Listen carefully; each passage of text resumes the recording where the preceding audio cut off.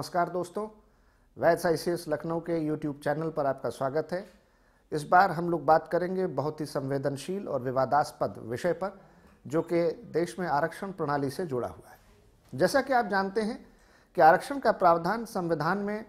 अनुच्छेद 15(3), अनुच्छेद 15(4), अनुच्छेद 16(4), अनुच्छेद 16(4)(अ), अनुच्छेद 16(4)(ब), in article 15 sub clause 3, article 15 sub clause 4, article 16 sub clause 4, article 16 4A and 4B में अलग अलग व्यवस्था के तौर पर किया गया है, जिसमें शैक्षणिक संस्थानों से लेकर के लोक सेवाओं में सरकारी पदों पर यह व्यवस्था की जा सकती है कि जो SC, ST और OBC समुदाय के लोग हैं, जिनका पर्याप्त प्रतिनिधित्व शिक्षण संस्थानों में या सरकारी सेवाओं में नहीं है, उन्हें आरक्षण दिया जा सकता है। इस उद्देश्य से 1950 से 1960 10 वर्षों के लिए SC, ST को आरक्षण देने का प्रावधान संघ की सेवाओं में किया गया और SC को 15% तथा ST को 7.5%, कुल 22.5% रिजर्वेशन संघ की सेवाओं में SC और ST को दिया गया। यह भी व्यवस्था संविधान में की गई कि OBC को भी, जो SC, ST की श्रेणी में नहीं आते हैं, आरक्षण दिया जा सकता है, लेकिन उसके दो आधार हैं, शैक्षणिक और सामाजिक पिछड़ापन। और इस प्रकार से 1993 में पहली बार मंडल आयोग की सिफारिशों के अनुसार OBC को भी 27% रिजर्वेशन दिया गया। चूंकि मंडल आयोग की सिफारिशों को लागू करने से VP सिंह की सरकार कई प्रकार के आरोपों प्रत्यारोपों में घिर गई थी और देश भर में मंडल आयोग की सिफारिशों को लेकर भारी जनविरोध का सामना करना पड़ा था। कई छात्र संघ और छात्र नेताओं के द्वारा इसका विरोध और आत्मदाह जैसी दुखद घटनाएं हुई थी और देश की तमाम अदालतों पर इन संस्तुतियों को लागू करने से रोकने की याचिकाएं दायर की गई थी। इसलिए इंदिरा साहनी बनाम भारत संघ मामले में नवंबर 1992 में 9 न्यायाधीशों की संविधान पीठ ने 9 जजेस कॉन्स्टिट्यूशनल बेंच इस मुद्दे पर अपना महत्वपूर्ण निर्णय सुनाया था, जिसमें यह कहा था कि SC, ST के अलावा OBC को भी आरक्षण दिया जा सकता है, लेकिन OBC को आरक्षण देने का आधार एकमात्र जाति नहीं हो सकती, बल्कि जाति केवल एक आधार हो सकती है। और इसलिए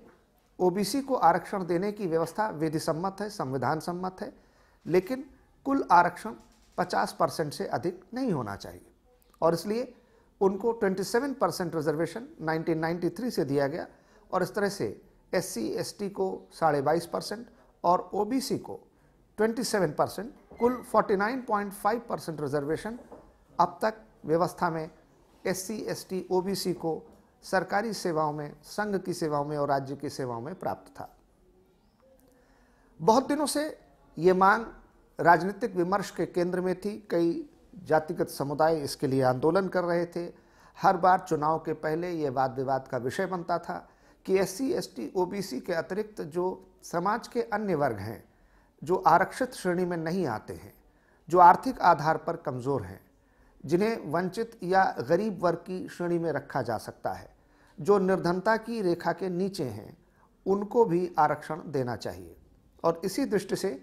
वर्तमान श्री नरेंद्र मोदी की सरकार ने 124वां संविधान संशोधन संसद में प्रस्तुत किया, जो कि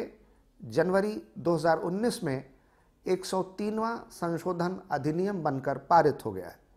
इसके द्वारा 2 नए आर्टिकल्स संविधान में जोड़े गए हैं, 2 नए अनुच्छेद जोड़े गए हैं, जिसके अंतर्गत अनुच्छेद 15(6) और अनुच्छेद 16(6), article 15 sub clause 6, article 16 sub clause 6, और इनके द्वारा सरकारी संस्थानों में, शैक्षणिक संगठनों में और सेवाओं में अब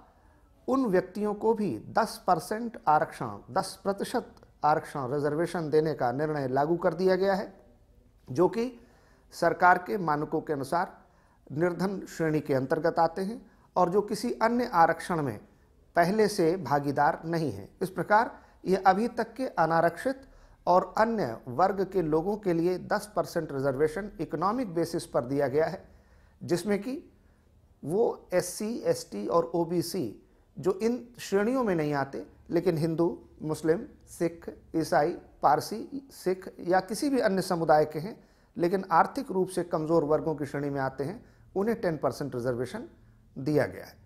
संघ सरकार के अलावा 3 राज्य हैं जिन्होंने अब तक इस आर्थिक आधार पर आरक्षण को लागू कर दिया है। पहले गुजरात, उसके बाद झारखंड और तीसरा राज्य उत्तर प्रदेश। ये सारी आरक्षण की व्यवस्था 1 फरवरी 2019 से लागू हो। एक महत्वपूर्ण बात यह भी है कि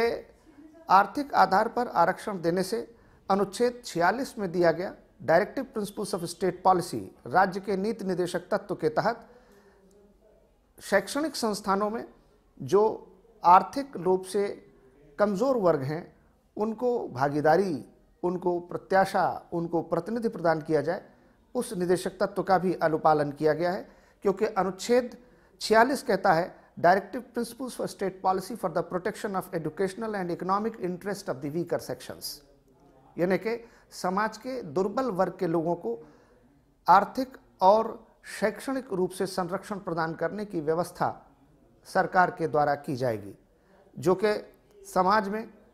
आर्थिक रूप से कमज़ोर हैं उनको भी शैक्षणिक रूप से और उनके आर्थिक हितों के संरक्षण के लिए सरकार प्रयास करेगी। इसी प्रकार अंडर आर्टिकल 30 अनुच्छेद 30 में माइनॉरिटी एजुकेशनल इंस्टीट्यूशंस को गठन करने का जो अधिकार अल्पसंख्यक समुदायों को दिया गया है, उनमें ये 10% रिजर्वेशन लागू नहीं होगा, क्योंकि ये 10% रिजर्वेशन अल्पसंख्यक समुदायों के गठन को विशेष संवैधानिक दर्जा प्राप्त है और माइनॉरिटीज़ को ही जो अपने लिए शैक्षणिक संस्थान के प्रबंधन और स्थापना का अधिकार रखती हैं, उनमें SC, ST, OBC रिजर्वेशन या इस प्रकार का 10% इकोनॉमिक रिजर्वेशन कानूनी तौर पर लागू नहीं हो सकता है। धन्यवाद।